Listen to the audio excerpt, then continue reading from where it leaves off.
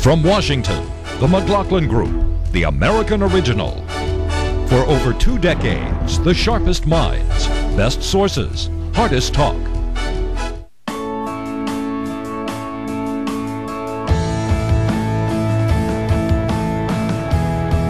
When you meet our people, understand their vision, the spirit of self-reliance, and legendary can-do attitude. It won't surprise you that so many world-class companies are proud to call Mississippi home. Visit Mississippi.org to see what we can do for you. If, for such a small word, it packs a wallop. If I live to 100, if Social Security isn't enough, if my heart gets broken, if she says yes. We believe if should never hold you back. If should be managed with a plan that builds on what you already have. Together, we can create a personal safety net, a launching pad for all those brilliant ifs in the middle of life. You can call on our expertise and get guarantees for the if in life. After all, we're MetLife. Issue 1, pick up the pace. If there's going to be renewed growth, it can't just be the United States as the engine. Everybody's going to have to pick up the pace. This may sound like President Obama is scolding the G20 summit leaders that convened in London this week. Actually, it was an appeal to help underwrite national economic measures, as the U.S. is doing, to relieve the effects of the global meltdown in the order of magnitude estimated by UK Prime Minister Gordon Brown as collectively $2 trillion. But German Chancellor Angela Merkel apparently read it as Obama chastising Europe. And that interpretation led her to say, quote, "I will not let anyone tell me we must spend more money." This crisis did not come about because we issued too little money, but because we created economic growth with too much money, and it was not sustainable growth, unquote. French President Nicolas Sarkozy appeared to go further than Merkel, condemning summits that have no regulatory results. Quote, "The time for pointless summits is behind us," unquote. Specifically, both leaders demanded that any G20 deal include greater regulation of hedge funds and tax havens and bankers' pay, all in abundance in the USA. Merkel and Sarkozy warned that if the summit failed to regulate, they would block an agreement. Question, what is to blame for the current world recession, Boyd? Well, the current world recession was really started in the United States because of a huge collapse in the financial world because of excess debt. And what you had there was a different attitude in terms of how you respond to it. We felt because of what happened here, the collapse of the financial world, that you need fiscal stimulus. That's the program of the United States. The Europeans feel regulation is what allowed the financial world to collapse. They have enough fiscal stimulus from their social welfare programs. They want regulation. They want what you said there on the screen, including, I might add, to regulate the credit rating agencies. When they want to regulate pay, they said the way people were paid inspire them to deal with short-term gain rather than be concerned with long-term value. And so they focus on that, and we focus on something different. And basically, the two of them really never met, but they always cover up these differences. Hello. Well, the different countries have their own individual agendas, and the Germans understandably worry about hyperinflation, and as you point out, they have a different social system, so they're not interested in pouring more money into fiscal stimulus. But the president did win commitments to give more money, to pledge more money to the IMF and to help underdeveloped countries and with poverty, and any spending helps. And he did blunt the very snarky, really, effort to pin the United States down on regulations that really would go beyond individual sovereignties of various nations. And it turned out to be an absolute love fest.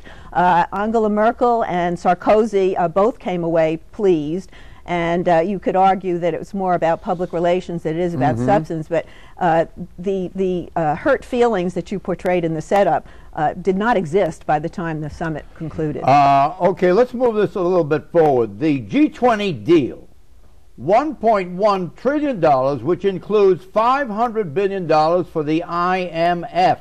Can you speak to that, Monica? The money going into the IMF and the balance of it going to the World Bank, what they didn't really say is that this $1.1 trillion commitment is a lot of re-announcements of existing deals, and it's also sort of half-baked deals that they talked about during the summit but didn't quite bring to fruition. So we're not talking about a lot of new expenditures here in this particular commitment. A second element, hold on, Christian, for one moment. 2, no international regulator to oversee the global economy.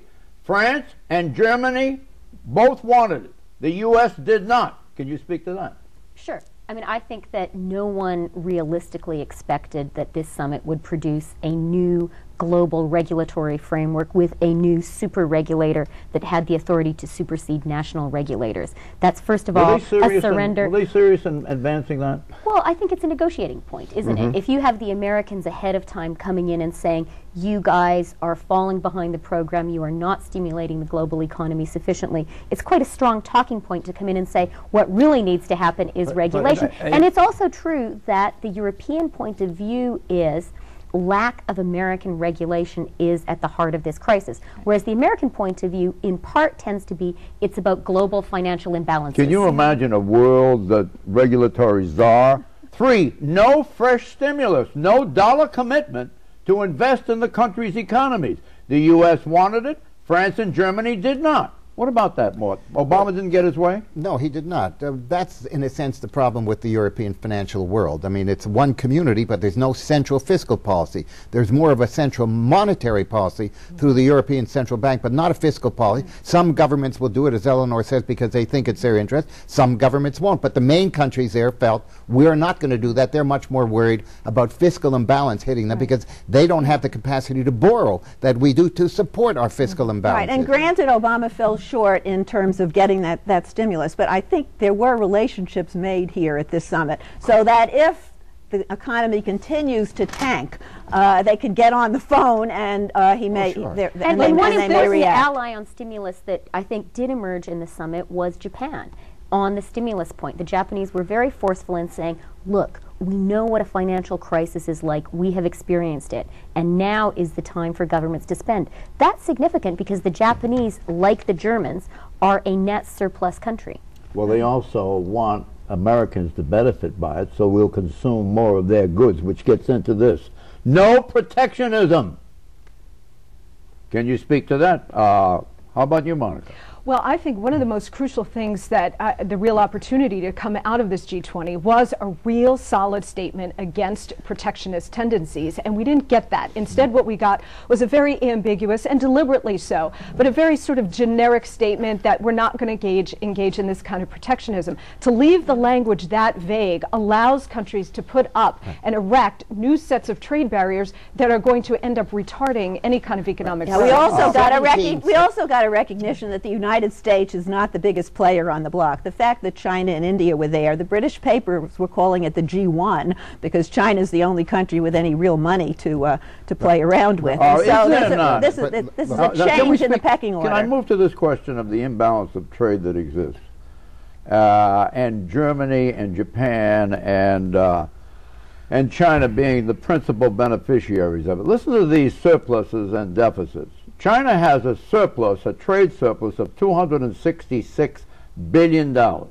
Germany has a trade surplus of $229 billion. Japan has a trade surplus of $24 billion. And we are in major deficit. Our trade deficit is $670 billion. Does that tell you something about the imbalance of trade and how it's essential that that be rectified and how it's essential that these three offending countries, if I can use that language, China, Germany, and Japan, should develop more domestic consumer spending in order to counterbalance this trade deficit with us? And don't forget the oil-producing countries, which are also major surplus countries. I personally wouldn't use that kind of moral language, John, because I think if you're in a surplus country, you would say the Americans were extremely happy to consume our goods on credit. So you know, I think the morality play can go both ways.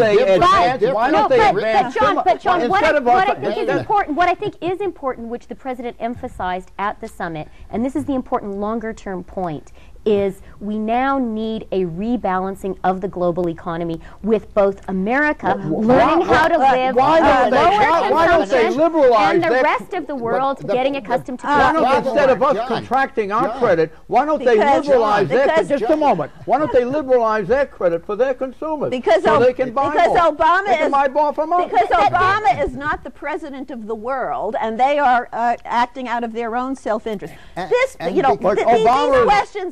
These questions have to be sorted out by finance ministers. But this summit was really about imagery, and I think the country and the world recognize what they've been missing for the last 8 years, and that is diplomatic leadership. There was a rebirth of leadership, and he's using every lever of power he has, especially the force of his personality. That this was largely public relations? Is that your view? The summit was, yes, it was largely symbolic. It was about creating an image that these leaders were unified to try to create some sort of recovery plan for the global economy. There's one essential part of the American economy that is a big problem for us and for the rest. We save too little and spend too much. That has to be rebalanced with the rest of the world. By their spending more? No, by our saving more and our That's spending one side of the equation. Why don't they encourage domestic consumption and liberalize their credit? I think they have been doing that to a degree. They're working on that, but it's hard to do. The Chinese actually have engaged in a major domestic stimulus program, but it is hard to turn around the ships of domestic economy. It's hard for Americans. They were pumping up their trade surpluses. That's what we're doing. Okay, the First Lady working for them. The First Lady and the Queen. President Obama and the First Lady stopped at Buckingham Palace for a meeting with Queen Elizabeth on their trip to London. Michelle Obama caused a small stir by placing her arm around the Queen's shoulders. Some say this was a violation of protocol, but the Queen put her arm around the First Lady's waist, which signal, Brits say, reciprocated warmth, and the public loved it. Both ladies were royal in their own way.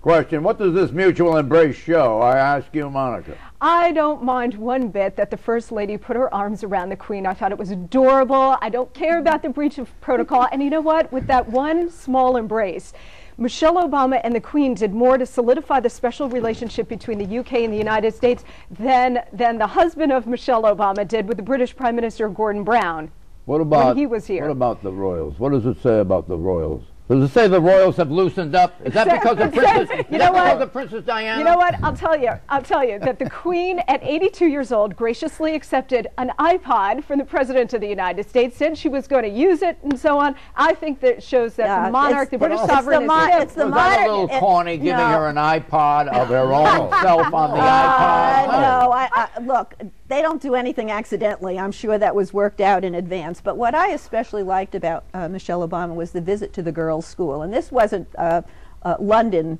girls. These were girls in a suburb, mostly ethnic, Muslim immigrants, the children of immigrants. And they could relate to her as somebody who overcame a lot of obstacles, and her message to them was beautiful. Yeah, but her message. And and the British papers can't decide whether she's Jackie Kennedy or Princess Di. No, but the Queen relates to her too, in a way. Because, you know, they both like, I won't say farming, but they certainly like planting, gardening, and that. Yeah. You know, she also was, shall we say, not over-elegant. She is elegant as a woman, but in terms of her style of dress, and neither is the Queen over-elegant, I might add. So I think there was an easy comfort between the two of them. I also think we need to accept that the Queen and Michelle Obama both understand that they are actors on the world stage. Right. You know, this is not just about a private conversation. This is about the symbolism. And the symbolism was powerful and effective. Why don't you credit the role of Princess Diana in this? The Queen has loosened up. That was the way I felt. Definitely loosened up, and she was happy about it, but it was also a democratic gesture from Michelle. That is the way I felt when I met the Queen. You know, we were both actors on the road. And I met her in the Royal Yacht. I mean, and did you put your arm around her? No, I didn't. And I was going to say to her, it was the only time I met her, and I was going to say to her, you know, Your Majesty, I hate name droppers, so I could forever say, as I said to the Queen, I hate name droppers, but I didn't even get the chance to say that before I was pushed on the line. So I had about 10 seconds with her. That was it. You guys are all Americans, and you shouldn't be so obsessed with monarchy because you decided to get rid of it. Is this a less than subtle solicitation for knighthood? Is that what we're looking for here? Exit question. kindly render a verdict on the G20 summit. Was it dominantly substantive, or was it dominantly PR? Well, it was both PR and personal. I think it was an opportunity for the leadership equal measure? to meet. Yes, not necessarily substantive. They didn't get very much on that road. But in terms of personal relationships and an understanding of what they have to deal with, and of course, all of the public relations was very, very succcasual. What do you think, Ellen? 20 frightened world leaders there? It was substantive enough, considering you had 20 people around a table. And one of the president's best comments was he said this wasn't FDR and Churchill sitting with sipping brandy. This is complicated to get that many people to agree. But stylistically, it was a wonderful message to the world about the reassertion of America in our standing. I thought it was largely symbolic, but the one point of substance that I took issue with was at the end when they issued this communique. They agreed, and President Obama signed on to this, to the creation of something called a Financial Stability Board, which I view as the first step to abrogating American sovereignty here, because it is going to allow European bureaucrats to step in, not just on the hedge fund regulation and the other explicit things that they agreed to, but buried deep down in this communique was the ability for European bureaucrats sitting in Brussels to decide what kind of executive compensation American executives should get. There was no authority like that there, Monica. Yes, I read it in the communique this morning. No, so did I, and there was no such authority. Had there actually been such authority, the Europeans would be cheering and the hedge fund guys would be beating down the doors of the White House right now. Well, to your initial question, John, I think there wasn't a lot of new substance, and there never is at these summits. But I think the symbolism was important, and the one big surprise was this is the first time we've seen Barack Obama on the world stage as a statesman. And I think he did very well. Why don't you pick up the point made by your own columnist, Stevens, in Friday's Financial Times, where he spoke about, what shall I say, the mood, the feel, the interaction, almost the camaraderie. I mean, that photograph you put on the front page of the Financial Times with Berlusconi and Medvedev and Putin. And Obama. Not Putin, but Medvedev, Obama, and Berlusconi. And Obama has his arm around Berlusconi, and he has his thumbs up. And, you know, their smiles, and the bon ami is there. Now, does that mean anything when these meetings lead? I think it does. No, I think it means a lot. And one thing that we heard actually off the record from a lot of the European diplomats was, this is a president who can listen. I think the other G20 leaders really appreciated a different American approach, an approach that was more multilateral. I would have liked to have seen more emphasis on no protectionism, because I think there's still a lot of protectionism, and it's very worrisome. Right. Read the issue of, what's that magazine you guys put out, which is FT magazine? No, not the FT magazine. The Economist? Yeah, the Economist magazine has a great treatment of it. Of the subtlety of protectionism and how 1,000 cuts can add up to a killing. Well, and I think nobody wants stimulus programs to be spent on foreign goods. They all want their stimulus programs. But there's a lot more protectionism that goes on that is unobserved and undercurrent. Exactly right. Issue 2, NATO turns 60.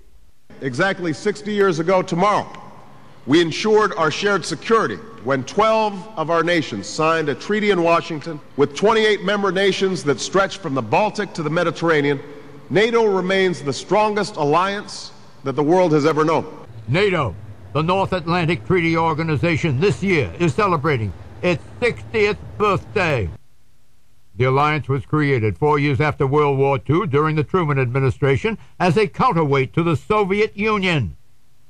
NATO structurally and operationally is a collective defense alliance. The parties agree that an armed attack against one or more of them in Europe or North America shall be considered an attack against them all. NATO in the beginning had 12 members: Belgium, Canada, Denmark, France, Iceland, Italy, Luxembourg, Netherlands, Norway, Portugal, Britain, and the United States. Today there are 28 members. The 16 add-ons include Albania, Bulgaria, Croatia, Czech Republic, Estonia, Germany, Greece, Hungary, Latvia, Lithuania, Poland, Romania, Slovakia, Slovenia, Spain, Turkey. But NATO enters its 60th with more problems regarding itself than solutions for the world. Item: alliance without a mission. NATO's purpose was to counter expanding Soviet aggression. Without that, what is NATO's role? NATO is at this point an organization either in search of a mission or an organization with too many missions. I think NATO needs to kind of fundamentally go through a pretty deep review of what its core mission is.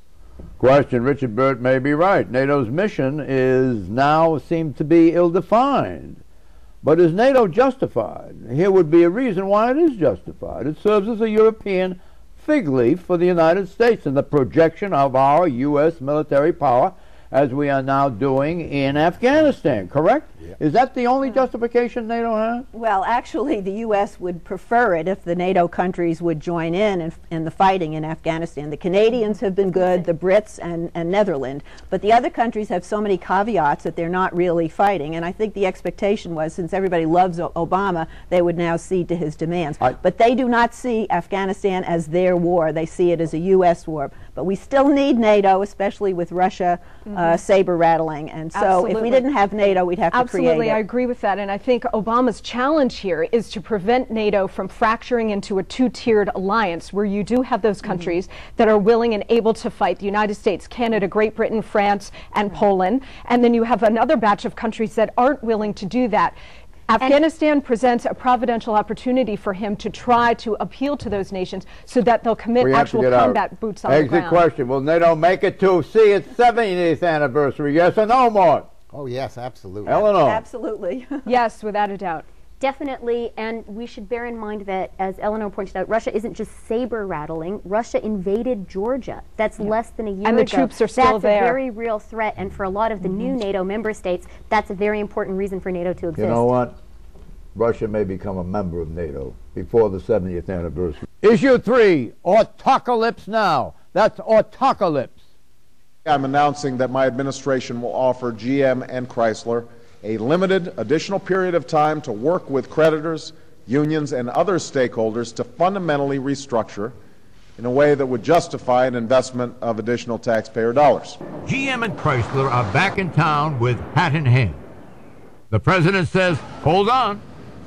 To get another bailout, GM must first restructure and do so without CEO Rick Wagoner. So, Wagoner is gone and Barack holds the smoking gun. As for Chrysler, it has 30 days, and its options are gone except for partnering with Fiat, the Italian car maker. So, the Detroit solution for the U.S. government at the presidential level is to give orders to American car makers, shape up or ship out, and your CEO is fired. Political figures see this as a massive and lethal intrusion by the feds into the private sector, with our cherished capitalism taking the shiv.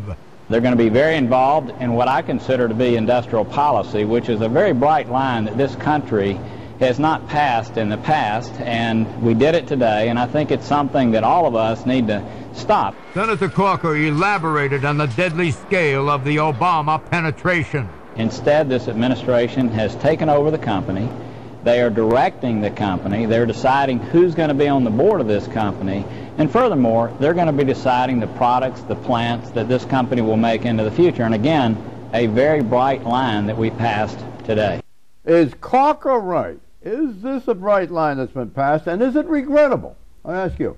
Absolutely not. I think actually what we're seeing is the Obama administration finally behaving in a proper capitalist manner. They didn't say by fiat. This wasn't Khodorkovsky. This wasn't the White House saying Wagoner has to go because we don't like him. They were saying to GM, you guys need our money to survive. Without our money, you would be bankrupt. And if you want our money, certain conditions must apply. Warren Buffett did exactly the same thing when he lent money to Goldman Sachs and to General Electric. In fact, did you know that the senior executives of Goldman Sachs and GE cannot sell their stock in those companies until Buffett has been paid back? So I think for the first time, really, the U.S. government is starting to behave like a reasonable lender of money and buyer of equity. By the way, off subject, you were in Russia, and what about Khodorkovsky? He's still in prison, right? Yeah. How long is he going to be there? The rest of his life? Well, they're a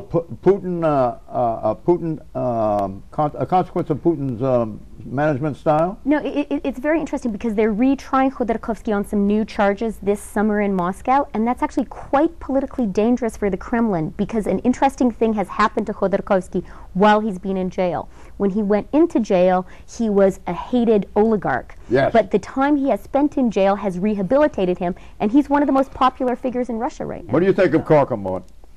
I think what he's saying is nonsense, to be honest with you. Don't hold back. Other than that, I can't believe it. Wagner, who's a very nice man, had plenty of time to try and do what he had to do. He came up to a deadline. He didn't accomplish the renegotiation of either the deals with the unions or the deals with the bondholders. Somebody's got to do it. So they said, bring in somebody else. Right. Otherwise, we're not going to put up the wisdom of this panel? Can I please defend Senator Corker here? There are constitutional questions raised when the President of the United States goes in and takes out the CEO of a major American company. And not just that, now he wants to stack the board of directors for General Motors. I mean, the vampire has been let into the house now, and there's no way to get him out. This is a stunning move. And I'd also like to see if the president is going to lean on the CEO and lean on the board of directors, how about leaning on the unions? How about leaning on the UAW and extracting some real concessions so that GM can actually get back? I guess this is obviously a matter of union. I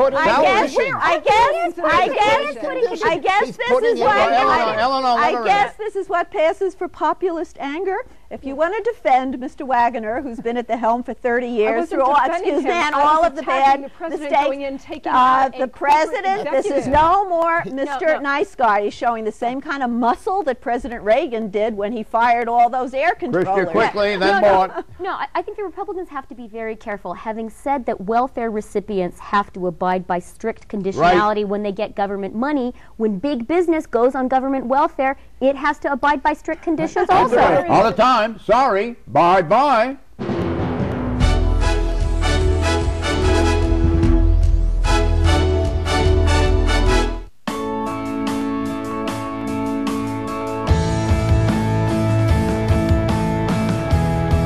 When you meet our people, understand their vision, the spirit of self-reliance, and legendary can-do attitude. It won't surprise you that so many world-class companies are proud to call Mississippi home. Visit Mississippi.org to see what we can do for you.